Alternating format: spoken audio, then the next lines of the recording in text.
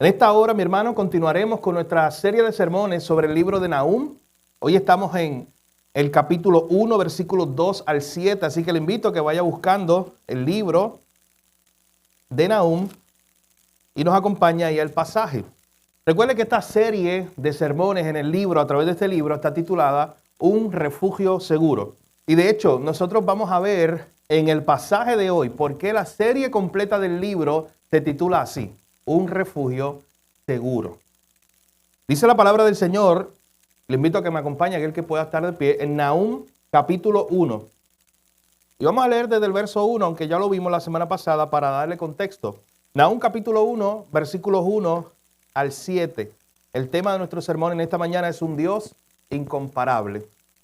Dice así la palabra del Señor: Profecía sobre Nínive, libro de la visión de Nahum de Elcos.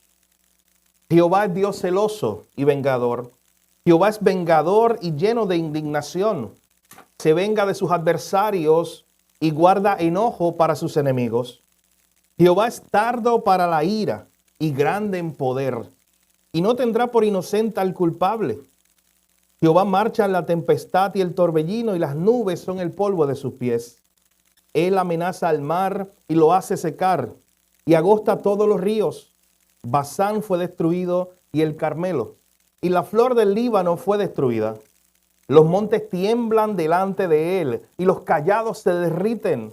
La tierra se conmueve a su presencia, y el mundo y todos los que en él habitan. ¿Quién permanecerá delante de su ira? ¿Y quién quedará en pie en el ardor de su enojo?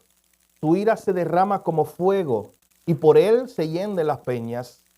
Jehová es bueno, fortaleza en el día de angustia, y conoce a los que en él confían.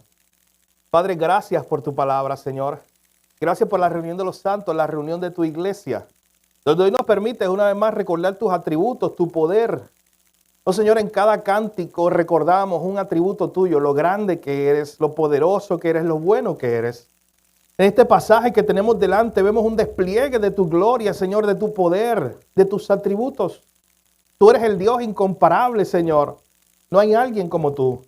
En esta hora te pedimos que hables a nuestros corazones a través de tu palabra. Oh Señor, no importa la necesidad que traímos este día aquí, tu palabra es suficiente para cada necesidad de cada uno de nosotros hoy.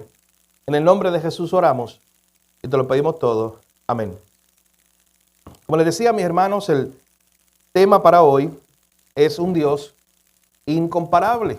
Es que solo de ver ese texto, ese despliegue, mi hermano, de pasajes del versículo 2 al 7, usted se da cuenta del Dios glorioso e incomparable que se está presentando ahí. Hay una historia que, aunque se ha utilizado por muchos años por motivos ilustrativos, es una historia que pudo haber pasado en cualquier contexto. Y es una historia que trata de recordar un evento acerca de un avión que estaba a punto de caer. Yo no sé qué yo hago hablando de aviones a punto de caer, si mañana me voy a montar en uno, pero esa es la historia de hoy, esa es la historia de hoy. Había un avión que estaba a punto de caer y ese avión estaba ya todo el mundo aterrado. Usted sabe. Y todo el mundo pensando que iba a pasar, había una gran turbulencia, las maletas de arriba se empezaban a caer, había un total caos en ese lugar. Todos comenzaron a gritar, los pasajeros, cuenta esta historia.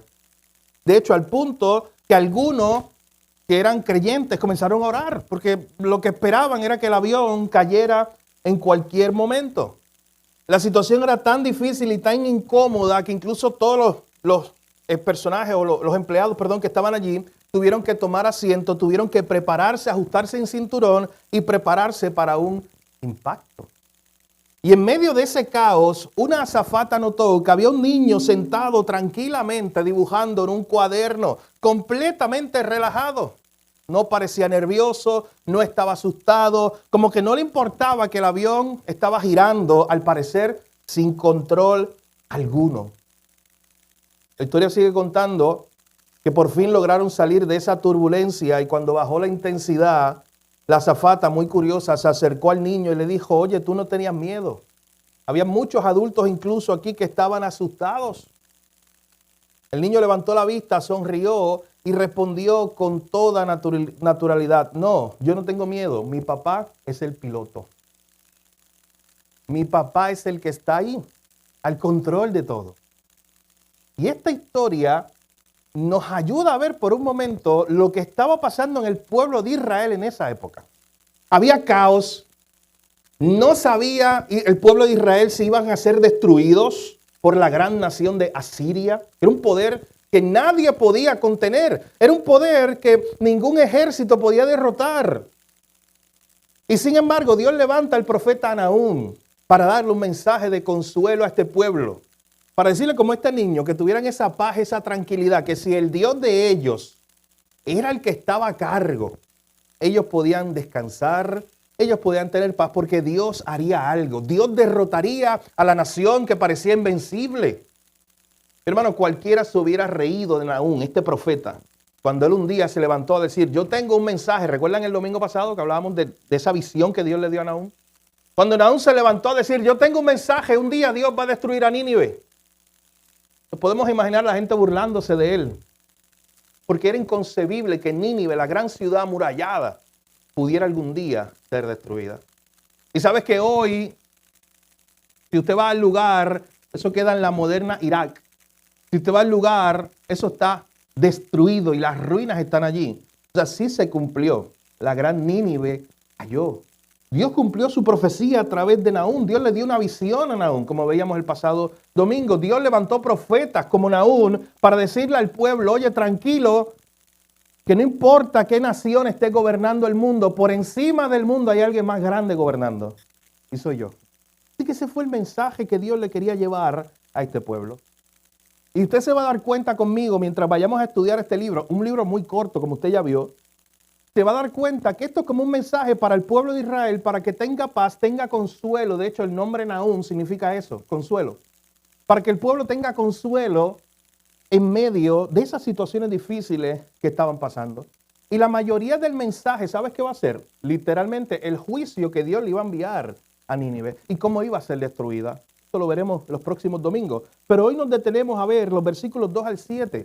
¿Por qué este libro, esta profecía comienza? Antes de hablar directamente de cómo Dios iba a destruir ese enemigo del pueblo, comienza hablando de Él mismo, comienza hablando de su poder. ¿Por qué es importante que Dios comenzara a través de este profeta Nahum recordándole a su pueblo quién era Él? Recordándole su poder, sus atributos. ¿Sabe por qué, mis hermanos? Porque era importante que el pueblo recordara quién era su Dios. Era importante que el pueblo recordara quién era este Dios que los iba a defender, que los iba a cuidar, que iba a destruir a todos sus enemigos. De hecho, hay un pasaje en el libro de Daniel, capítulo 11, que dice que el pueblo que conoce a su Dios se esforzará. El pueblo que conoce quién es su Dios cobra fuerza. El pueblo que conoce quién es su Dios cobra ánimo, conforte. Y eso es lo que está haciendo el profeta, animando a este pueblo, recordándole, antes de decir lo que Dios iba a hacer, el profeta le está enseñando al pueblo quién es Dios. ¿Quién es este Dios? Conocer más a Dios, mis hermanos, nos va a ayudar a confiar más en Él. ¿Sabe por qué? Porque el que conoce a su Dios está tranquilo porque sabe quién va con Él. Bueno, miren la historia que les comenté al principio. ¿Por qué ese niño podía estar tranquilo? Bueno, porque él era el único que conocía a quien estaba a cargo, a quien estaba manejando el avión. Y él sabía que no importa qué, ahí estaba su papá, guiando ese avión. Conocer más a Dios te ayuda a confiar más en Él. Conocer a Dios me hace sentir seguro. Así que, mis hermanos, en esta mañana veremos la importancia que presenta este pasaje, esta profecía de Nahum, de que el pueblo conociera quién es su Dios, quién es el Dios que está con ellos, quién es el Dios que los acompaña. Y vuelvo y repito, nos recordaremos una vez más la importancia que tiene conocer más a tu Dios. ¿Tú quieres confiar más en Dios? ¿Crees que a veces como que no confías en Dios lo suficiente o no te sientes seguro en medio de tantas situaciones que están ocurriendo? Mi hermano, la dosis que necesitas es una dosis más grande de Dios en tu vida, conocerlo más. Conocer más a tu Dios te ayudará a confiar más en Él. Así que lo que veremos en esta mañana es una serie de atributos que se van desglosando entre los versículos 2 al 7. Veremos 5 o 6 atributos que se presentan aquí en este pasaje. Vea conmigo los primeros dos atributos que se presentan ahí en el versículo 2. Miren cómo comienza este pasaje. Este pasaje comienza diciéndonos, Jehová es Dios celoso. De hecho, eso es lo primero que veremos en esta mañana, el celo de Dios. ¿Por qué Dios quería recordarle a este pueblo que Él es un Dios celoso? Y quiero adelantarles algo. Cuando en el versículo 2 se nos comienza a hablar de un Dios celoso, un Dios vengador, un Dios lleno de indignación contra sus enemigos. Hermanos, rápidamente cualquiera que no es creyente o incluso un creyente que no entiende los atributos de Dios puede levantar la bandera y decir, pero eso se escucha muy fuerte acerca de mi Dios. Pero vamos a ver en esta mañana qué implica eso. Y de hecho, usted tiene que estudiar estos atributos de Dios partiendo de la premisa que Dios no es como nosotros. Y que cuando tú y yo hablamos del celo de Dios, de la indignación de Dios y de la ira de Dios, no podemos verla como nuestro celo, como nuestra indignación o como nuestra ira, porque nuestra ira, indignación y celo siempre está acompañado o manchado por el pecado. Pero Dios es santo, Dios es perfecto.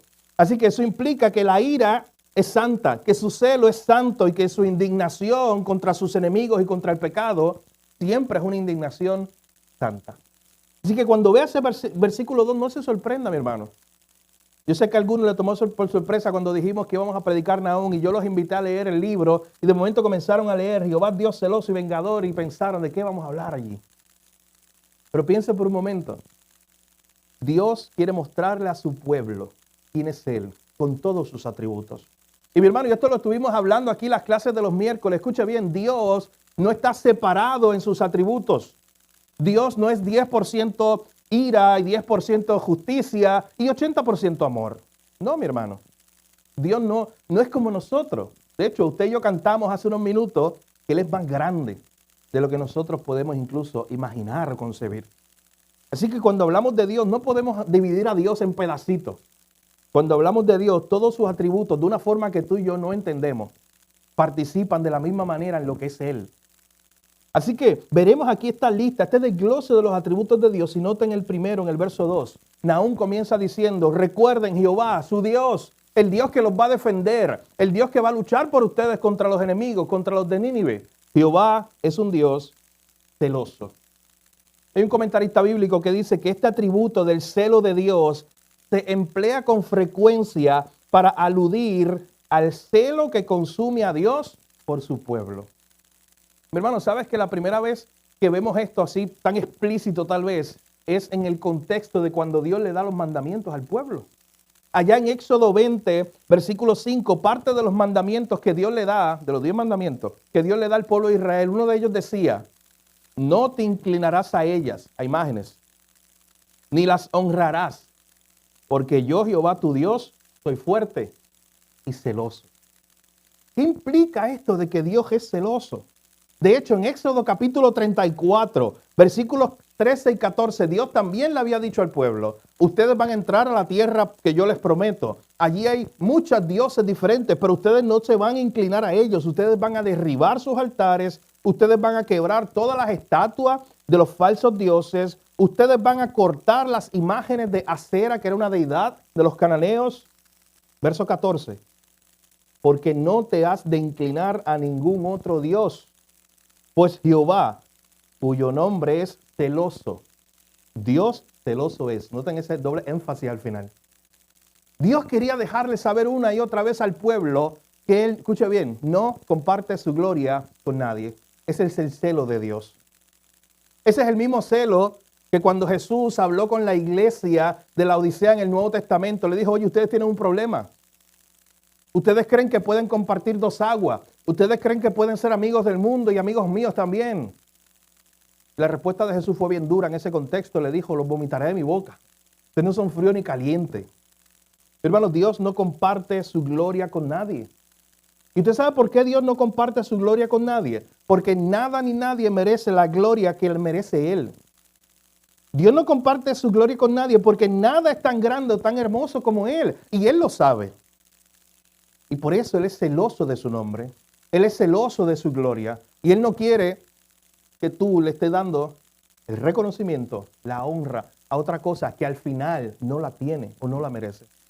Dios es un Dios celoso. Usted ve eso cada vez en el Antiguo Testamento, cómo Dios defendía a su pueblo, cómo Dios guardaba a su pueblo. Y cuando Dios en el libro de Éxodo, en estos dos pasajes que vimos, le habla al pueblo y le dice, yo soy un Dios celoso, recuerden, le está diciendo dos cosas. Ustedes me pertenecen.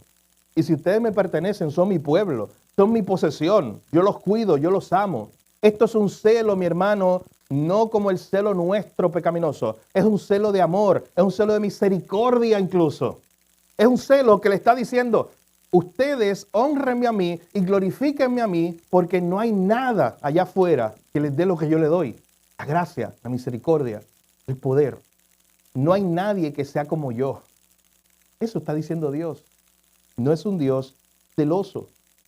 O es un Dios celoso por su gloria, no como nosotros, mi hermano. Nuestros celos siempre están manchados por el pecado, pero no el celo de Dios. Y por eso es que Dios quiere presentarle esta idea comenzando este pasaje. Jehová es Dios celoso. Él es el Dios que es el dueño de ustedes. Ustedes son su pueblo, ustedes le pertenecen. En otras palabras, es como si antes de que Nahum comenzara su profecía, le está diciendo al pueblo, ¿sabes por qué Dios se va a meter contra los ninivitas? Porque los ninivitas se metieron contra mi pueblo. Y yo soy un Dios celoso. De hecho, al contrario, eso debe darle paz al pueblo de Dios. Saber que Dios nos cela. Saber que Dios nos cuida. Saber que Dios va a derrotar a todos nuestros enemigos y no va a permitir que nada le pase a su iglesia. Eso debe darle paz al pueblo de Dios. Este Dios nos muestra, el versículo 2, es un Dios celoso por su gloria. No comparte su gloria con nadie, porque nada ni nadie es como Él. Merece la gloria que solamente merece Él. En segundo lugar, miren, lo vamos a ver en lista, el despliegue de atributos de Dios que aparece ahí. Jehová es Dios celoso, y noten la siguiente idea que se repite. Él es Dios celoso y vengador. Jehová es vengador y lleno de indignación. Él se venga de sus adversarios y guarda enojo para sus enemigos. Así que en segundo lugar, vemos la ira de Dios. Esto, vuelvo y repito, mi hermano, es una ira santa. Para usted entender la ira de Dios, tiene que entender la santidad de Dios. Tiene que entender cómo Dios está totalmente separado del pecado. De hecho, hay autores que dicen que la ira de Dios es su santidad en acción, su santidad mostrándose. Él está irado contra el pecado. Y dice el versículo 2 que Él es un Dios vengador, lleno de indignación, pero no ten contra quién. Lo aclara ahí mismo la última parte del verso 2. Él se venga de sus adversarios. Él guarda enojo para sus enemigos. Él es el que puede hacer eso. De hecho, en la misma escritura, mis hermanos, ustedes recordarán que Pablo utiliza un pasaje del Antiguo Testamento de Deuteronomio para decir en Romanos capítulo 12, versículos 17 al 19, ustedes no le paguen a nadie mal por mal. O sea, pensando que Dios es el Dios vengador, oye, pero eso no te toca a ti. No paguen a nadie mal por mal. Eso es Pablo allá utilizando esta idea, diciendo, procuren lo bueno delante de todos los hombres. Si es posible, en cuanto dependa de ustedes, estén en paz con todos los hombres. Miren lo que dice al final, versículo 19 de Romanos 12. No se venguen ustedes mismos, amados míos, sino dejen lugar a la ira de Dios, porque escrito está, mía es la venganza, yo pagaré, dice el Señor. La ira de Dios es santa, la venganza de Dios es santa, porque es una retribución por los actos que hizo un malvado. Pero muchas veces la venganza la queremos tener nosotros en nuestras manos. Incluso le decimos a Dios, Señor, permíteme yo ser parte de eso. No, mi hermano, la venganza de Dios es una venganza perfecta, es una muestra de su ira y es una muestra incluso de su justicia. Porque recuerden, nosotros, nuestras vidas siempre están manchadas con el pecado, pero la de Él no. Significa que todo acto de Dios, toda expresión de su ira, de venganza, siempre es perfecta, siempre es buena, siempre es completa.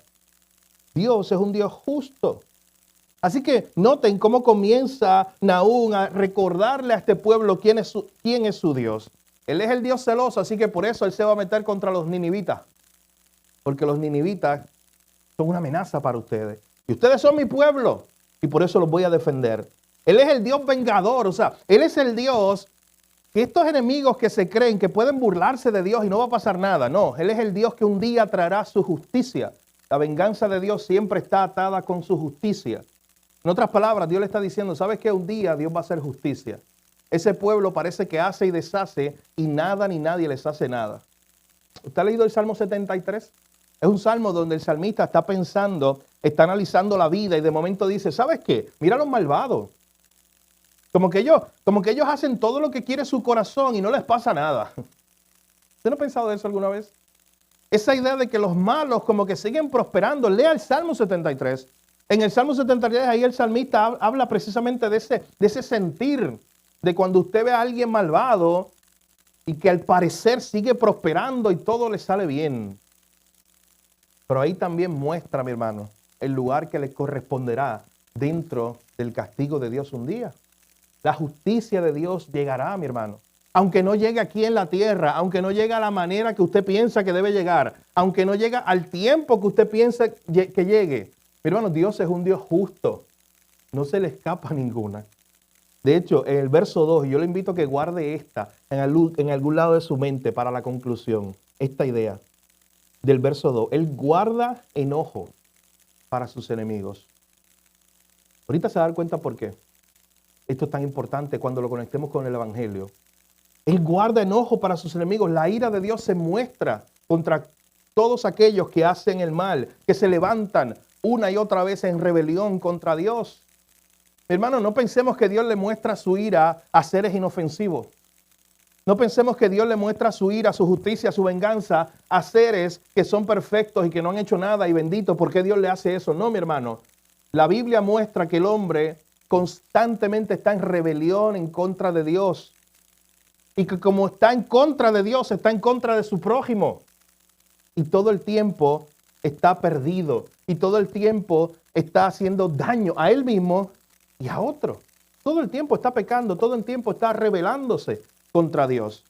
De hecho, aquí hablábamos en la clase de los miércoles, en el tema de la santidad, que muchas veces a nosotros nos sorprende en la Biblia esas pequeñas historias, porque déjame decirle, son pequeñas. Son 2 o 3 historias que aparecen en la Biblia de que de momento Dios hizo un hoyo y envió un castigo a una gente perversa y todos cayeron ahí destruidos. La historia de Ananías y Zafira, ¿se acuerdan? Fueron muertos allí. Y como que esas historias nos sorprenden. ¿Tú sabes qué es lo que nos debe sorprender al contrario? Es la gracia y misericordia de Dios que está llena toda la historia bíblica y toda tu historia y la mía. Que aún nosotros, seres rebeldes contra Dios, Dios tenga tanta paciencia con nosotros. Eso es lo que nos debe sorprender. Porque lo otro simplemente es un acto de pura justicia. Escuche bien, justicia.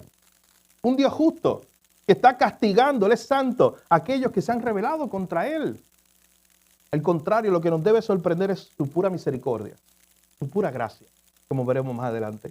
Así que Dios se le está presentando a este pueblo y en primer lugar le dice, yo soy el Dios celoso y porque soy el Dios celoso, ustedes son mi pueblo, yo los cuido, yo voy a destruir a sus enemigos. En segundo lugar, yo soy el Dios vengador, lleno de indignación contra el pecador y yo soy el que me encargaré de ellos.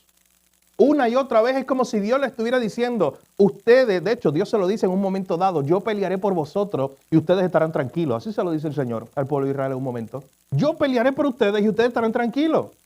No es su venganza, no es que ustedes se van a vengar. No es que ustedes tienen que llenarse de indignación contra los enemigos e ir a destruirlos. No, yo voy a encargarme de ellos. Mi hermano, ¿no es una buena noticia en esta mañana saber que Dios se va a encargar de todos los enemigos de su pueblo?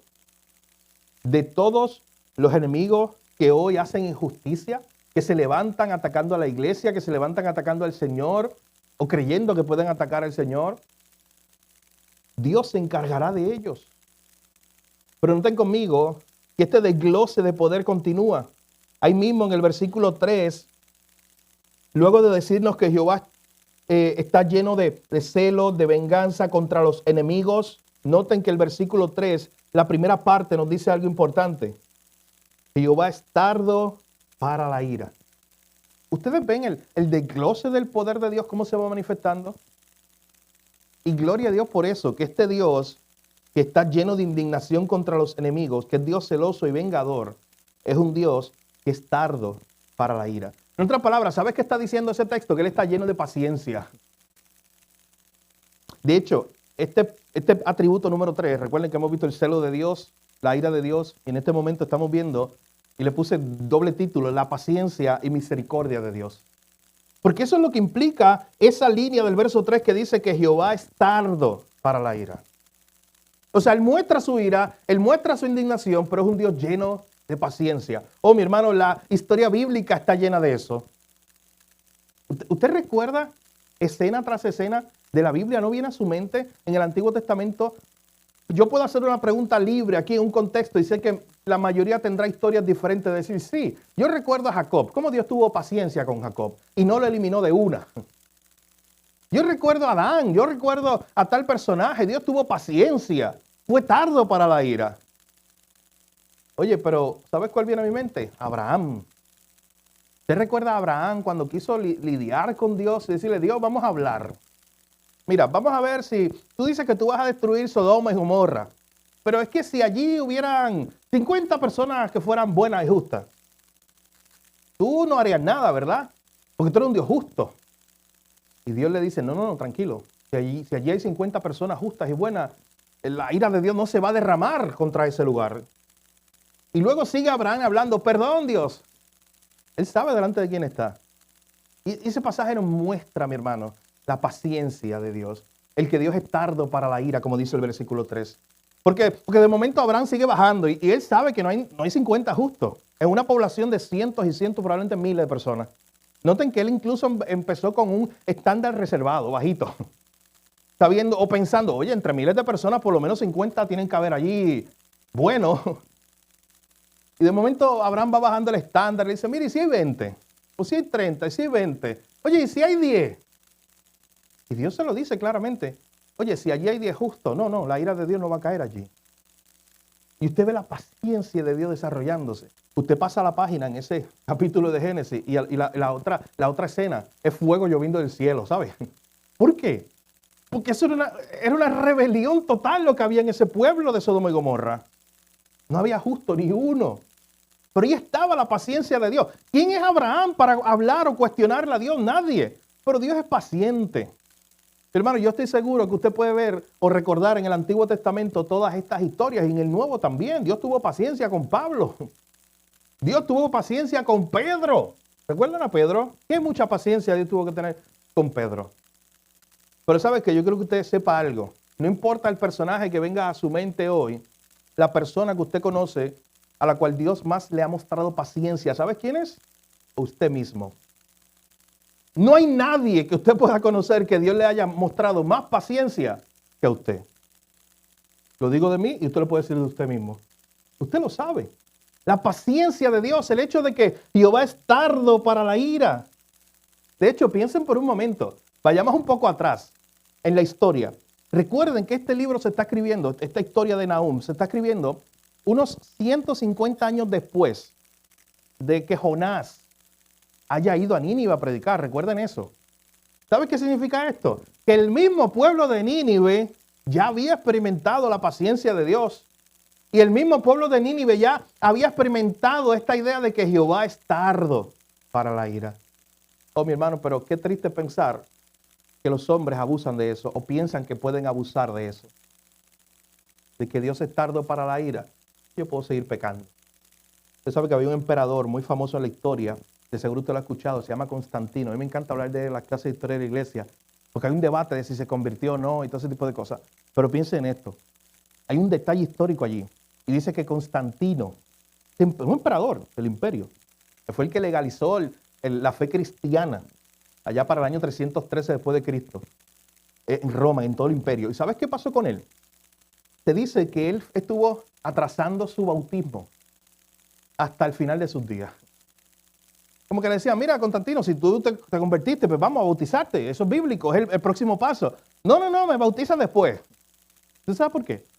Porque había una noción errónea ya, ahí que se estaba desarrollando, que decía que cuando tú te bautizabas, eso era una falsa enseñanza, que ya estaba moviéndose allí, pues ya no podías pecar más, porque como que te limpiaste. ¿Y sabe qué quería hacer Constantino? Ya usted lo sabe, decía como que no me bautices hoy, déjame pecar un poquito más. Bautízame mañana, o bautízame la semana que viene tal vez. Mi hermano, es esta idea de abusar, de que Jehová es tardo para la ira. De decir, no va a pasar nada. Usted sabe que Miguel Núñez, a mí me encanta que él dice, el que peca eres tú. Tú y yo somos los que pecamos. Pero el que escoge las consecuencias no es usted, es Dios.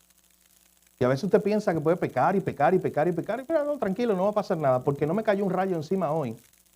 No abuse de la paciencia de Dios. Porque pequé hoy y no pasó nada, pues sigo pecando mañana igual. No va a pasar nada. No, mi hermano, no abuse de la paciencia de Dios. La gracia de Dios. De la misericordia de Dios que está detrás de usted todo el tiempo. Y Dios quiere recordarle a este pueblo que Él también es un Dios tardo para la ira. Que hace tiempo podía enviar asteroides, meteoritos que cayeran en Nínive y la destruyeran y le hicieran ceniza. Hace tiempo Dios pudo haber hecho eso. Pero Él es tardo para la ira. Y eso nos muestra algo del carácter de Dios y del corazón de Dios, mi hermano. Este pasaje nos ayuda a sorprendernos más con nuestro Dios, con el Dios incomparable. Y un Dios lleno de ira contra el pecado, indignado, noten el verso 2, indignado contra el pecado, porque el pecado es una aberración, es una rebelión contra su gloria, contra su santidad. Y Él se indigna por eso. Hermano, yo no sé qué es lo más que le ha indignado a usted en la vida. Cualquier cosa. Pero eso no se compara con la indignación que tiene Dios en contra del pecado. Porque eso va en contra de su naturaleza. Eso va en contra de quién es Él. El pecado lo que hace es buscar gloria propia y que no se le dé la gloria a Dios, al único que la merece. Dios repugna el pecado. Así que hemos estado viendo este despliegue de los atributos de Dios, el celo de Dios, la ira de Dios, la paciencia y la misericordia de Dios. De hecho, hasta este punto lo que hemos visto nos recuerda a algunos pasajes del mismo libro de Éxodo. Yo creo que ustedes vean por un momento. Mientras yo leía Nahum capítulo 1, verso 2 al 7, mi mente iba a Éxodo 20, que ya lo vimos, es cuando Dios se le revela al pueblo los 10 mandamientos, pero también a Éxodo 34. Miren conmigo un momento allá. Éxodo 34, versículos 5 al 7, es la misma idea. Cientos de años antes, ya Dios había hablado de esto, cuando se renueva el pacto. Éxodo 34, versículo 5 dice, y Jehová descendió en la nube. Esto cuando estaba allí Moisés en el monte. Dice, y Jehová descendió en la nube y estuvo allí con él, proclamando el nombre de Jehová. Y pasando Jehová por delante de él, proclamó. Noten la imagen. Está Moisés en el monte recibiendo la ley. Y Dios mismo, de alguna manera, no sabemos, no se nos explica, pasa delante de él, se le muestra y le dice esto. Moisés escucha esto. Dios hablando y Dios dice, el verso 6 en adelante, Jehová, Jehová, fuerte, misericordioso y piadoso, tardo para la ira y grande en misericordia y verdad. Esto que está diciendo Nahum no era algo nuevo. Ya el pueblo lo sabía, ya el pueblo conocía a ese Dios, que era tardo para la ira y grande en misericordia y verdad.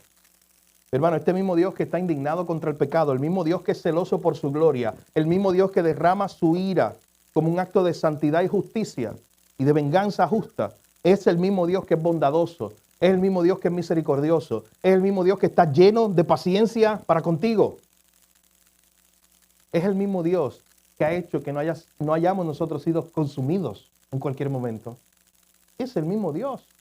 De hecho, el ejemplo más grande es Dios cuando estuvo con nosotros, Cristo. ¿Ustedes no recuerdan escena tras escena de la paciencia que tuvo que tener Jesús con sus discípulos? Que en varias ocasiones cuando usted lee los evangelios se da cuenta que dice, oye, ¿hasta cuándo estaré con ustedes? Pero Jesús tuvo mucha paciencia con sus discípulos. Muchas veces no entendían. Mira, la gente de afuera no entendía sus parábolas. Y a veces Jesús esperaba que sus discípulos entendieran algunas cosas y tampoco. Y Jesús tenía paciencia y otra vez le enseñaba. La paciencia de Jesús muestra la paciencia de Dios, el Dios encarnado ahí. La paciencia que tuvo con Pedro cuando quiso caminar sobre el mar y se hundió. La paciencia que tuvo con Pedro cuando le dijo, Jesús, sí, yo voy a la cárcel, yo voy a morir por ti. Jesús le dice, no, tranquilo, no sigas, Pedro. No sigas porque yo sé lo que va a pasar. Paciencia de Dios. La paciencia de Jesús de ir a buscarlo. Cuando ya había resucitado, decirle, Pedro, vamos a hablar. Tú me amas, Pedro. Lo quería restituir. Esa es la paciencia de Dios. Usted la ve historia tras historia. La Biblia está llena de eso, de la paciencia de Dios, y tu vida y la mía también. De hecho, en Jesús usted puede ver tantas historias de cómo Él fue paciente, incluso cuando no lo entendían. Él fue paciente con sus ovejas. Él fue paciente con su pueblo. Así que en Cristo vemos reflejado ese gran atributo de Dios. Así que tenemos el celo de Dios, la ira de Dios, la paciencia y la misericordia de Dios, la justicia de Dios implícita en todo esto cuando se muestra su ira. Y miren cómo comienza a hablar ahora desde la segunda parte del versículo 3. Este Dios que es celoso, vengador, lleno de ira contra el pecado y de indignación. Este Dios que es justo, este Dios que es tardo para la ira. Miren el próximo atributo que se presenta en la segunda parte del versículo 3. Él es grande en poder. Nosotros lo cantamos hoy, mi hermano. Él es más grande de lo que imaginamos. Cantamos cuán grande es Dios. Él es un Dios grande en poder. De hecho, note lo que dice después. No tendrá por inocente al culpable. Él es un Dios justo, lo acabamos de ver. Él es un Dios que hace todas las cosas con un propósito. De hecho, esta mañana yo tuve una conversación muy interesante con mi hijo de camino allá a la casa de los abuelos. Él estaba mirando las montañas y estos días hemos estado hablando de volcanes. Y él estaba mirando las montañas y él me dice, papá, mira un volcán, una montaña que se ve en la autopista. Y le digo, no, Mateo, aquí no hay volcanes así en la superficie como los que conocemos. Y él de momento, en forma de queja, me hace esta pregunta, me dice, ay, papá, pero ¿por qué Dios no hizo volcanes aquí? Y mi primera respuesta podía decir, mira, dale gracias a Dios que Dios no hizo volcanes aquí. Pero ¿sabes qué? Por un momento, por alguna razón, yo conecté esta idea y pensé en la idea del Dios justo, el Dios perfecto, el Dios que hace todas las cosas tan perfectas que nadie puede cuestionarle. Y mi respuesta fue por ahí, fue por decirle, ¿sabes qué? Dios es perfecto. Y Dios quiso crear a Puerto Rico, nuestro país, de esa forma. Vamos a dejarlo ahí, así le dije. Dios lo quiso crear así. Pero quise guiarlo a esta idea de que es perfecto. Lo que hizo Dios, no vamos a cuestionar por qué hizo volcanes, no. Aquí en Puerto Rico y por qué los hizo en otro lado, no. Es que Dios es perfecto, mi hermano. Así lo quiso Dios, mi hermano. Escuche bien, no es que Dios ama más a Puerto Rico que a Guatemala, donde hay un montón de volcanes. No, no es eso. Así lo quiso Dios. Fue su gracia, es su misericordia. Ese es su plan, no lo cuestionamos nosotros. Él es justo. Bueno, tan justo que dice la segunda parte del verso 3, que Él no tendrá por inocente al culpable. Esa es su justicia. De hecho, no fuera un Dios justo. Si Dios simplemente ve el pecado y el pecado y el pecado y el pecado y no emite su juicio en contra de eso, ahí lo estaríamos criticando. Noten cómo nosotros criticamos a Dios por todo. O porque es muy justo o porque no es justo. Nunca encontramos la verdad bíblica que nos muestra su carácter, su santidad. Así que hemos visto todo esto ya, pero aquí se detiene desde el versículo 3 hasta el versículo 5 para hablar del poder de Dios. Y vuelvo y repito, no es lo que está pasando aquí. Este es el pueblo que está recibiendo un mensaje que se le dice, Dios se va a encargar de los enemigos. Dios va a hacer algo en contra de los enemigos. Este Dios que es celoso, que por eso los cuida y los protege y se va a encargar de los enemigos. Este Dios que va a mostrar su ira, su justicia. Este Dios que bastante paciencia ha tenido contra ese pueblo de Nínive. Pero de momento, entre los versículos 3 al 5, Nahum se detiene a decirle al pueblo, este Dios tiene bastante poder para hacer esto y más. Es para que el pueblo no dudara de quién era el Dios que estaba con ellos. Hermano, la iglesia de Dios hoy necesita, vuelvo y repito, una buena dosis de esta verdad. De quién es el Dios de la iglesia, de quién es el Dios que acompaña a su pueblo. Tú vas a crecer más en tu confianza en Dios cuando crezcas más en tu conocimiento de Dios, cuando lo conozcas más, como decíamos hace unos minutos atrás. Así que de momento empieza Nahum diciendo, Él es grande en poder. Y sabes que Nahum era un poeta y comienza en forma de poesía a usar imágenes. Y empieza a decir lo siguiente, Él marcha en la tempestad y el torbellino.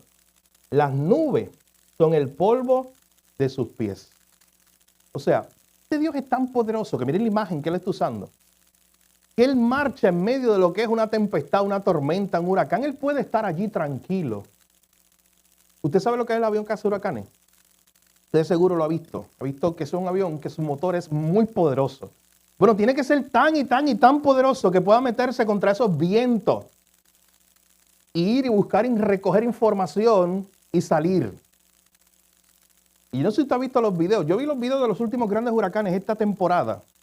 Y cuando ese avión se metía allí, con lo poderoso que es ese avión temblaba. La gente adentro, los tripulantes aguantándose, todo allí se caía y todo se movía. Aún un avión preparado para entrar en ese viento. El hombre cada vez se da cuenta, cada vez más, que él es impotente ante las inclemencias del tiempo, que él no puede hacer nada contra un huracán gigante, contra un terremoto, contra algo de la naturaleza cuando se muestra. Y de momento aquí Nahum le está diciendo, pero ¿sabes qué? El Dios que ustedes tienen, ese es el Dios que marcha en la tempestad, que la controla, que Él puede estar ahí porque Él está por encima de eso. Ese es el Dios que las nubes para Él, miren la imagen, ¿ustedes ven la imagen? Son el polvo de sus pies. Es una imagen de que este Dios es tan grande. Este Dios es tan poderoso que un huracán no lo mueve, ni todos los huracanes de la historia. Son las nubes de sus pies, son el polvo de sus pies. No hay nada que lo pueda mover a Él. De hecho, tan poderoso que empieza a desplegar historias de su poder. Miren el verso 4. Él es tan poderoso, aún quiere recordarle al pueblo, que Él amenaza al mar y lo hace secar. Él es tan poderoso. Usted sabe que los marineros de la época le tenían, y todavía lo tienen, respeto al mar.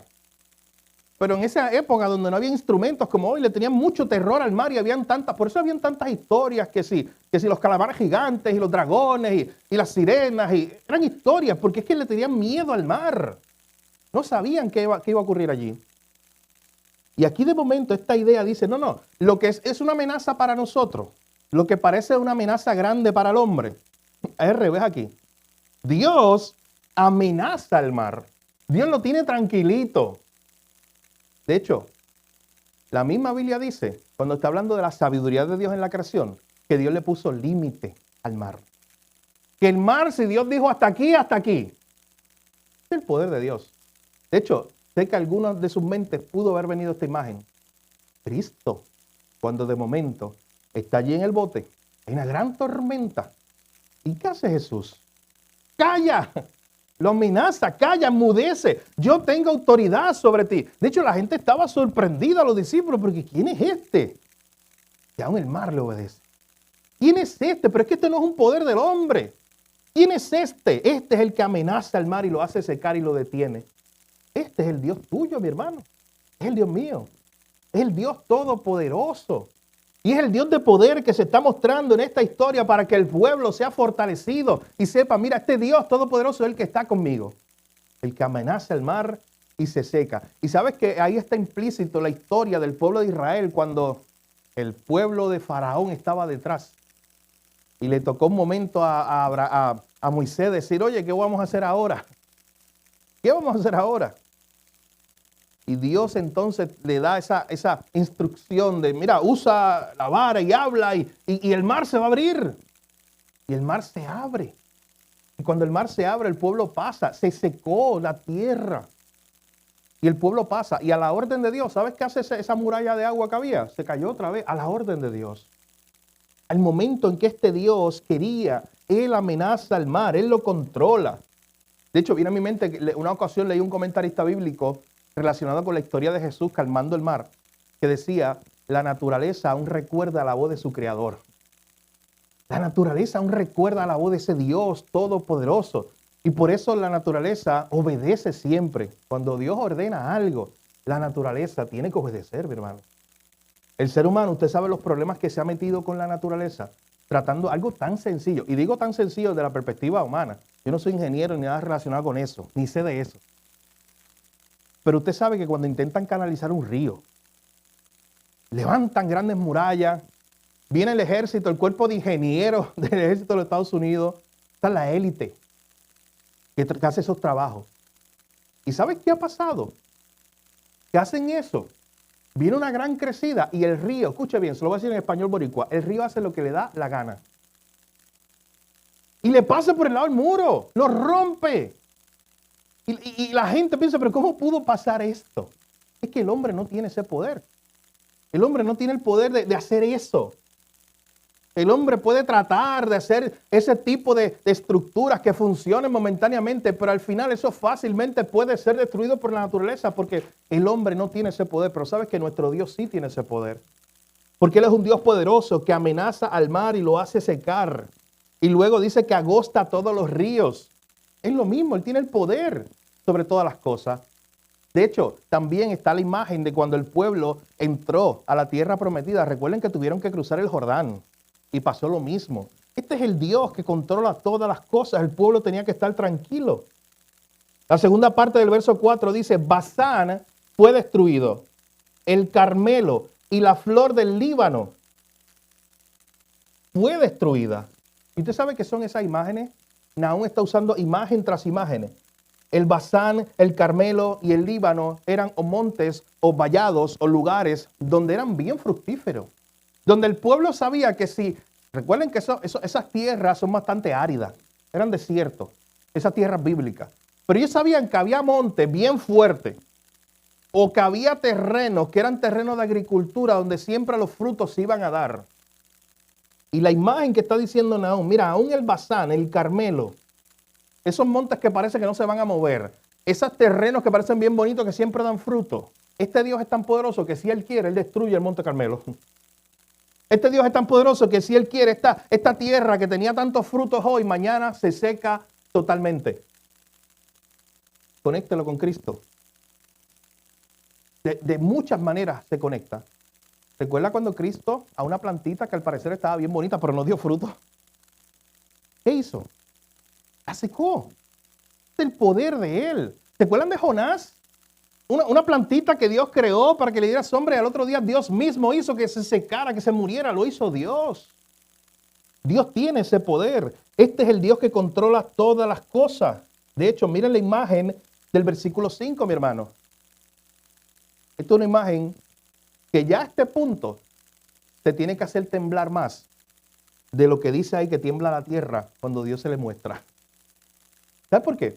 Porque noten que hasta este punto te está mostrando el Dios celoso por su pueblo, por su gloria, el Dios de ira en contra de los pecadores, el Dios justo, el Dios grande en poder que muestra su poder sobre toda la creación, al punto que dice el verso 5, los montes tiemblan delante de Él y los collados se derriten. La tierra se conmueve a su presencia y el mundo y todos los que en él habitan. No hay nada ni nadie que quede de pie cuando se manifiesta el Dios Todopoderoso. Y sabes que de igual forma esa es la promesa a Jesús. Eso es lo que va a ocurrir al final de los tiempos cuando se muestre el Cristo glorioso, porque dice la Biblia que toda boca lo confesará, todo labio lo confesará y toda rodilla se doblará. Lo que ha estado haciendo la naturaleza todo el tiempo, reconociendo la manifestación de Dios cuando Dios se presenta y ordena algo. El ser humano, que ha sido el único en esa parte de la creación acá en este mundo que quiere rebelarse contra Dios, como hablamos en la clase del miércoles, llegará un momento que o sí van a arrodillarse delante de Dios, van a reconocer la autoridad, el poder de nuestro Señor Jesucristo. Los montes tiemblan delante de Él, mi hermano, y Jerusalén está ahí, toda esa tierra de Israel está llena de montañas gigantes. Y dice que hay los montes más grandes, los montes que parecen fuertes. Todo eso tiembla delante de la presencia de Dios. Un comentarista bíblico decía, hasta lo que parece más fuerte y más estable, tiembla ante la presencia de Dios. El pueblo de Israel veía ese monte y dice, ¿quién va a mover ese monte de ahí? No, hasta eso tiembla delante de la presencia de Dios. Noten que nos está incluyendo a nosotros. Al final del verso 5 dice, el mundo y todos los que en él habitan, todo tiembla ante la presencia de este Dios todopoderoso. Bueno, el versículo 6 es una continuación de esta idea, porque entonces se hace la pregunta. Noten que esto es un orden lógico. Si este es el Dios celoso, justo, un Dios de ira, indignado contra el pecado, un Dios lleno de poder. Miren la pregunta del verso 6, es la pregunta obligatoria. ¿Quién permanecerá delante de su ira? ¿Quién puede estar delante de este Dios y vivir? ¿Sabe que esa es la pregunta que usted ve muchas veces en la Biblia, especialmente en el Antiguo Testamento? ¿Quién puede estar delante de este Dios y vivir? Yo me tengo que detener aquí por un momento, era mi conclusión, pero me detengo. Gloria a Dios por Jesucristo, porque es el único que le permite a usted y a mí, siendo pecadores, siendo débiles, un día estar ahí delante de la presencia de este Dios Todopoderoso. Porque un día estaremos allí, mi hermano. Todo aquel que está en Cristo, un día estará allí. Y puede estar allí no por sí mismo, porque se derretiría delante de la presencia de Dios. Puede estar allí por Cristo, solo por Cristo. Así que al final de cuentas, mis hermanos, ¿quién puede estar delante de este Dios, de su ira, de su poder, de su esplendor? Dice el versículo 6. ¿Quién permanecerá delante de su ira? Miren la segunda parte del verso 6. ¿Quién quedará en pie en el ardor de su enojo? Su ira se derrama como fuego y por él se hienden las peñas. Aún lo que parece más duro, más sólido, todo se destruye delante de la presencia de este Dios Todopoderoso. ¿Quién puede estar de pie? ¿Quién puede detener que él haga lo que quiera hacer? No hay nadie que le diga a Dios, ¿qué haces? No hay nadie que le diga a Dios, ¿qué haces? O que detenga su mano. No hay nadie que pueda hacerlo. Y noten lo que estamos viendo. Nahum el profeta, diciéndole al pueblo de Israel, yo me voy a encargar de esos enemigos. Esos enemigos parecen poderosos. Son los más poderosos ahora mismo. Pero nadie puede detener lo que yo haga. De hecho, como le decía, ¿quién puede detener la fuerza de un huracán? ¿Quién puede detener las inclemencias del tiempo? Solamente uno más poderoso. El que lo creó. El que creó la naturaleza y todas las cosas. El hombre se siente indefenso ante las inclemencias del tiempo. ¿Cuánto más el hombre se va a sentir así? Indefenso frente a este Dios todopoderoso, el creador de los cielos y la tierra. De hecho, cada vez que había una manifestación especial de la presencia de Dios, que usted ve en la Biblia, dice que humeaba el monte, que había relámpagos. Eran como muchas imágenes cuando Dios estaba allí dando la ley en el Éxodo. Dice que había muchas imágenes visibles para que la gente ni se atreviera a acercarse allí. Porque allí estaba la presencia del Dios Todopoderoso. Esa imagen recorre la Biblia completa. Hermano, el mismo Cristo, ¿usted recuerda después que Jesús termina ahora en Juan 17? De momento Juan 18 empieza otras escenas a dar a lugar este arresto de Jesús. Y llega alguien a preguntar, oye, estamos buscando a Jesús Nazareno. ¿Y usted recuerda lo que pasa cuando Jesús dice, yo soy? Si no recuerda esta tarde, con su café de la tarde, a las 3, se lo toma, lee Juan 18. Y tiene todo esto en la mente. Ocurre algo impresionante allí. Jesús dice, yo soy. Y en ese momento dice que todos cayeron arrodillados. Es una pequeña muestra de que Jesús estaba yendo voluntariamente a la cruz, porque nadie podía detenerlo a él, mi hermano. No era que la gente lo estaba apresando y lo estaba obligando y pobre Jesús que lo llevaron a la cruz y era indefenso y no era poderoso. No, mi hermano, tenga cuidado con eso. Este Jesús es el Dios Todopoderoso. Dios Todopoderoso que voluntariamente y solo porque es un Dios también de gracia, Él estaba voluntariamente diciendo yo voy a ir a la cruz. Y esta pequeña escena era una muestra. ¿No recuerdan a Pilato que se puso bravo? Pilato se puso bravo y le dijo a Jesús, oye Jesús, tú no me contestas. Cuando lo estaba interrogando. Y le dijo, oye, tú no sabes que yo tengo autoridad aquí. Así le dijo Pilato. Y Jesús le dice, oye, perdóname, pero toda autoridad que tú tienes, primero que sepa que está del cielo. Y Jesús en ese contexto también llega a decir, si yo quiero, mira, un montón de ángeles vienen y destruyen todo esto aquí. Jesús una y otra vez quería demostrar algo, mi hermano. Él es el Dios Todopoderoso. Nadie lo podía detener. Jesús se entregó por amor allí. Fue un acto de voluntad propia. Él lo hizo por amor. Este pasaje termina en el versículo 7 y con esto cerramos. Se nos ha enseñado el celo de Dios, la ira de Dios, la justicia de Dios, la paciencia, la misericordia de Dios, el poder de Dios. Y miren cómo culmina este pasaje. Lo cantamos al final en nuestro devocional de hoy. Versículo 7. Jehová es bueno. Hermano, ¿te imaginas eso? Hay personas que como que no entienden y dicen, estas cosas no mezclan. Como el Dios celoso y vengador y lleno de ira. Sí, es el mismo Dios. Aquí no está hablando de varios dioses diferentes. Está hablando del mismo Dios. Este Dios que expresa su celo contra el pecado y su justicia. Este Dios que tiembla toda la creación delante de él. Este Dios es un Dios bueno. Y por eso es un Dios lleno de misericordia. Jehová es bueno. Está lleno de bondad, mi hermano. Está muy lleno de bondad para con nosotros. Usted lo ha experimentado. En la Nueva Traducción Viviente, ese versículo dice, el Señor es bueno. Él es un refugio seguro cuando llegan dificultades. Él está cerca de los que confían en Él. ¿Sabes por qué esta serie de sermones sobre el libro de Nahum se titula así? La serie de sermones completa. Es como la idea de, ¿qué podemos decir? Una frase que recoja toda la idea del libro. Por eso lo hemos titulado Un refugio seguro. Es por este pasaje.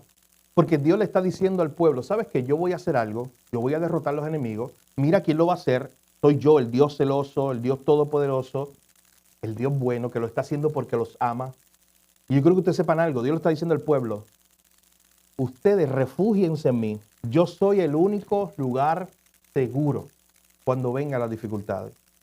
No van a ser las murallitas que ustedes hicieron allí de piedra lo que los va a defender de sus enemigos. Soy yo. Refúgiense en mí. Ante la ira de Dios, ante la manifestación de la justicia de Dios en contra del pecado, el único lugar seguro es Él. Estar en Él. Hermanos, en Él tenemos seguridad, en Él tenemos paz, en Él confiamos, Él nos cuida, dice este pasaje. Él es bueno, Él es fortaleza en el día de la angustia. En el día difícil tú tienes un lugar seguro, no vayas a otro lado, ve a Él, ve a tu refugio. Eso es lo que se le está diciendo a este pueblo. Él conoce a los que en Él confían. Él conoce a los que son suyos. Él conoce a su pueblo. Él conoce a aquellos que confían en Él, a los que dependen totalmente de Él y no de sus propias fuerzas. Dios los conoce. Dios conoce a los que lo conocen verdaderamente, lo que está diciendo este pasaje. Dios los conoce. ¿Y sabes qué? Dios se complace de nuestra dependencia. A eso le glorifica a Él, que usted dependa de Él. Él es el único lugar seguro, el único refugio seguro. Piensa en el arca de Noé. Me encanta esa imagen. Por eso la he mencionado en muchas ocasiones. Todo iba a ser destruido, la ira de Dios iba a ser mostrada. Solamente había un lugar seguro. Era dentro del arca. Es la misma idea con Cristo. Un día la ira de Dios se va a manifestar contra todos sus enemigos, contra la impiedad, contra el pecado. En todo el universo no hay lugar que tú te puedas esconder, solamente uno, es en Cristo. Y la pregunta es si estás hoy escondido en Él. Si hoy Él es tu refugio. En primer lugar, para ese día glorioso, pero también para el día a día, para enfrentar tus angustias diarias. Dios le está diciendo a su pueblo, mira, conózcanme a mí, yo soy su Dios. Mi hermano, Dios tiene más deseo que tú lo conozcas a Él de lo que tú en algún momento puedes desear. Dios tiene muchos deseos que tú lo conozcas para que crezcas en fe. Lo he dicho desde el principio hoy, mientras más lo conozcas, más vas a confiar en Él. Como ese niño que decía, sí, yo estoy tranquilo porque el piloto es mi papá. Yo estoy tranquilo. Conocer a Dios te da fortaleza, lo dice el verso 7, Jehová es bueno. Conocer a este Dios bueno y todo ese despliegue de atributos que hay ahí, eso a nosotros, mi hermano, nos da fortaleza. Fortaleza en el día de angustia. Conocer a Dios nos da fortaleza. Yo te invito en esta mañana a que pases más tiempo de lo que está pasando en la palabra de Dios para que puedas conocer a este Dios. Esto es un pequeño desglose. Hermano, y noten algo, este es de los libros escondidos, como yo les decía la semana pasada. Estos libros que a veces no estudiamos mucho, de estos profetas, que a veces ni sabemos dónde está en la Biblia. Pero este libro, noten este desglose hermoso de los atributos de Dios. Y estaba ahí, escondido para ti y para mí, para recordarnos esta gloriosa verdad. Jehová es bueno, dice el texto. Pasa tiempo en la palabra de Dios para que puedas conocerlo más. En esta mañana Carlos nos dirigió en un pequeño despliegue a través de algunos salmos. ¿Ustedes lo vieron? Para ver atributos de Dios. Y sabes que usted puede leer la Biblia completa y después de estudiar toda la Biblia, verás que este sigue siendo un Dios que es más grande de lo que imaginamos. Que sigue siendo un Dios todopoderoso. ¿Sabes qué? Estos atributos que vimos hoy también nos recuerdan el Evangelio. Porque su ira se derrama sobre sus enemigos, la ira de Dios. Y no hay nada que pueda hacer el hombre para huir de la ira de Dios. Pero gloria a Dios por Jesucristo, como decía hace unos minutos. Que ya no somos enemigos de Dios. Por eso yo le decía ahorita, guarda el versículo 2. Versículo 2 dice que este Dios lleno de indignación contra el pecado, guarda enojo contra sus enemigos y un día su ira se va a derramar. ¿Sabes que un día estabas tú allí y un día estaba yo allí? Un día era yo el que iba a recibir la ira de Dios. Un día era yo el que estaba en la lista, en el camino para recibir la ira de Dios, porque yo me había rebelado contra Él. No porque yo era una buena persona y Dios un día quiso derramar su ira sobre mí. No, porque yo me rebelaba contra Él todo el tiempo. Eso era lo que yo hacía por naturaleza y lo que cada ser humano ha hecho por naturaleza. Pero Dios de enemigo, las buenas nuevas de salvación en el Evangelio dicen que Dios de enemigo te hizo su amigo. Y eso lo hizo a través de Cristo. Cuando Cristo murió por nuestros pecados, te entregó allí para que ahora tú puedas ser un amigo de Dios. Para que puedas relacionarte con Él. De enemigos ahora somos amigos. Así que la ira de Dios que iba a caer sobre mí, ¿sabes qué? Ya pasó. No cayó sobre mí. Cayó sobre otro. ¿Sabes lo que nos muestra la Biblia? Esa ira de Dios cayó sobre uno que nunca había causado que su padre estuviera airado. Jesús nunca causó que su padre se airara contra él. ¿Por qué? Si Él es santo, Él es puro. Él no tenía que pagar el precio, Él no tenía que recibir la ira de Dios. Pero Él lo hizo. Él se puso en el medio para que la ira que nos correspondía a nosotros cayera sobre Él. Y Él allí en la cruz, ¿sabes qué hizo? Pagó el precio. La paga del pecado es muerte, lo pagó Él. Qué gloriosa noticia es el Evangelio, nunca deja de sorprendernos. Lo pagó Él por nosotros. El justo estaba muriendo por los injustos, por ti y por mí. La ira de Dios cayó sobre Jesús para que tú pudieras hoy disfrutar de su misericordia. Que nunca se te olvide eso. Hoy tú disfrutas de la misericordia de Dios y lo disfrutarás por la eternidad, porque un día la ira de Dios cayó sobre Jesús. Y Él lo hizo voluntariamente. ¿Y sabes cómo sabemos que Jesús aceptó el sacrificio? Que el Padre aceptó el sacrificio del Hijo. Porque no se quedó allí muerto. Que Dios. Y 3 días después se levantó, dando testimonio de que no solamente había derrotado para siempre el pecado, sino que había derrotado para siempre lo que era el enemigo más grande de Génesis 3, de la caída. ¿Cuál era? Muerte. Dios revirtió todo a través de lo que pasó en la cruz. Ahora hemos sido librados del pecado y de la muerte. Hermano, que no nos cansemos de conocer a este Dios glorioso, todopoderoso, que tenemos en la Biblia. ¿Sabes qué? Este no era el Dios del pueblo de Israel hace miles de años atrás. Un Dios aislado, un Dios diferente. No, este es el Dios tuyo, el mismo Dios. El mismo Dios que está aquí es el Dios tuyo. El Dios bueno, que es una fortaleza en el día de la angustia y que conoce a los que en Él confían. Vamos a orar. Padre, gracias por tu palabra. Oh Señor, gracias porque a través de ella somos consolados.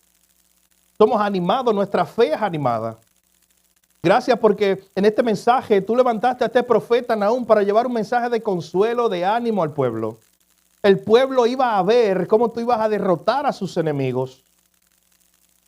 Pero antes de hablar de lo que ibas a hacer, te querías mostrar cómo tú eres ya. Tu carácter, tus atributos, tu gloria. Y le querías recordar a este pueblo que tú eres el Dios celoso, que no compartes tu gloria con nadie. Le querías recordar al pueblo que tú eres un Dios cuya ira se manifiesta contra el pecado.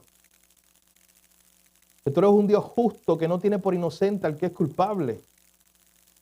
Oh Señor, pero también le querías demostrar a través de todas estas imágenes que tú eres el Dios todopoderoso que amenaza al mar y el mar tiene que obedecer. Que tiene el control de la tormenta. Que tiene el control de todas las cosas, aun lo que parece que nadie controla, como las inclemencias del tiempo y la naturaleza. Tú eres el Dios que está por encima de todo eso. Oh Señor, gracias porque también te mostraste en este pasaje y le recordaste al pueblo de Israel y hoy nos recuerdas a nosotros que este mismo Dios es un Dios bueno y todo lo hace para su gloria y para el beneficio de su pueblo. Oh Señor, perdónanos porque muchas veces hemos dudado de tu bondad. A veces cuando vemos las circunstancias o las situaciones que nos pasan en nuestra vida, dudamos de que tú eres bueno, Señor. Perdónanos hoy. Y te pedimos que nos ayudes a través de este pasaje a crecer en conocimiento tuyo, Señor, para confiar más en ti. Un pueblo que te conoce es un pueblo que confía más en ti, Señor. Perdónanos por nuestra falta de confianza, Señor. Ayúdanos a adentrarnos a tu palabra y conocerte cada día más. El Dios incomparable, el único Dios verdadero, grande, poderoso, que no podemos describir en palabras, Señor. El Dios que está por encima de todas las cosas, pero a la misma vez el Dios que se interesa en nosotros, a tal punto que vino a morir por nosotros en una cruz. Oh, Señor, gracias porque no hay lugar seguro en el universo, más seguro que estar en Cristo. Y hoy tu iglesia está protegida en Cristo. Gracias porque un día, aunque llegue tu ira y se manifieste tu justicia, un día llegará. Y todo aquel que esté en Cristo está en el lugar seguro. Ese recibirá misericordia y salvación. Ya lo hemos experimentado y te damos gracias hoy. Gracias por tu palabra, Señor. En tu nombre oramos, te lo pedimos todo. Amén. Hermano, un día más Dios nos ha permitido escuchar su palabra, escuchar su evangelio. Y yo le invito por un momento a que si tú estás aquí, estás escuchando, escucharás este mensaje, pienses y consideres ese día glorioso donde la justicia de Dios se va a mostrar. Ese día llegará. ¿Sabes por qué ese día no ha llegado? La misma Biblia lo muestra, por su paciencia. Lo vimos hoy. Porque Dios sigue teniendo paciencia con nosotros. Porque Él es tardo para la ira y grande en misericordia. Pero ese día va a llegar, ¿sabe? La pregunta es si usted está seguro. ¿Qué va a ocurrir ese día? Si ese día usted está seguro de que no importa lo que pase, que se caiga el mundo al lado mío, que se destruya el mundo, que se destruya el sol, yo no sé lo que va a pasar, pero que no importa lo que pase, yo estoy seguro en Cristo Jesús. Y la pregunta que te hago esta mañana, ¿tienes tú esa seguridad? ¿Pero la tienes completa en este día? Si no tienes esa seguridad, Dios te trajo aquí con un propósito, que escucharas este mensaje y no te vayas igual. Sal con esa seguridad en esta mañana, de que estás seguro en Él. Hoy puedes entregar tu vida a Cristo. No te vayas de este lugar sin hablar con la persona que te invitó, si es la primera vez que nos visita. Con uno de los pastores o líderes, los ujieres que están atrás, pero no te vayas de este lugar sin decirle, ¿sabes qué? Yo necesito escuchar más acerca de ese refugio seguro. Y quiero entregar mi vida a Jesús. Hoy es el día de salvación. Dios te está dando un día más. Hermano, un día más. Eso es gracia. Un día más que Dios está extendiendo su perdón y su misericordia. Pero como iglesia también pensemos, necesitamos conocer más a nuestro Dios. Nos falta mucho. Necesitamos conocer más a nuestro Dios. Y conocer más a nuestro Dios nos va a hacer confiar más en Él. Porque es nuestro papá, nuestro Padre, que está ya dirigiendo todas las cosas. Y nosotros vamos a decir como ese niño, no importa las cosas que estén pasando en este mundo, aunque parezca que esto está en descontrol, mi papá es el piloto. Mi Dios soberano y de todo poder es el que está controlando todas las cosas. Y eso me da paz. Él es bueno, mi hermano, Él es fortaleza. En el día de angustia, refúgiate en Él. Él conoce a los que en Él confían. Él conoce a aquellos que dependen de Él. ¿Estás dependiendo tú de Dios? ¿Estás refugiándote en Él? Es la pregunta que tenemos que hacernos todos en esta mañana, mi hermano. El Señor nos ayude a conocer más a su palabra, conocer más su poder, conocer más su paciencia, su misericordia a través de su palabra, todos los días. Él es el Dios bueno. Amén. Damos gracias a Dios por su palabra. En esta mañana, mis hermanos,